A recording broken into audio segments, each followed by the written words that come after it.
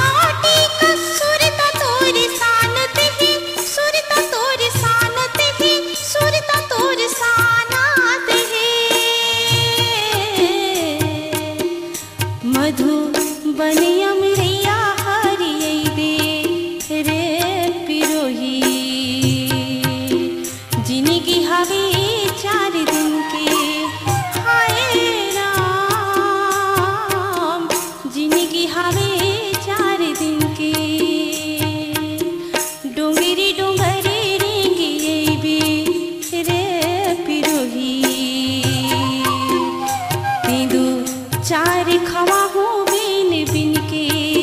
हाय राम माने नहीं मन की मोर बतिया रे पिरोही। जिंदगी हवे 4 दिन के माने नहीं मन की मोर बतिया रे पिरोही। जिंदगी हवे 4 दिन के ओ जिंदगी हवे 4 दिन के। हाय राम जिंदगी हवे 4 दिन के। जिंदगी हवे 4 दिन के। हाय राम जिंदगी हवे 4 दिन के। अपनी आवाज को दीजिए एक नया मुकाम। डिजिटल रिकॉर्डिंग की दुनिया का जाना पहचाना नाम स्वरांजलि, जहां गूंजती हैं ध्वनियां अपनी माटी की सौंधी सुगंध के साथ। छत्तीसगढ़ी संगीत के विविध रंग जो पहुंचाते हैं पूरे प्रदेश में डिजिटल रिकॉर्डिंग के संग। स्वरांजलि स्टूडियो, नेमीचंद गली नंबर 2, गंजपारा, रायपुर।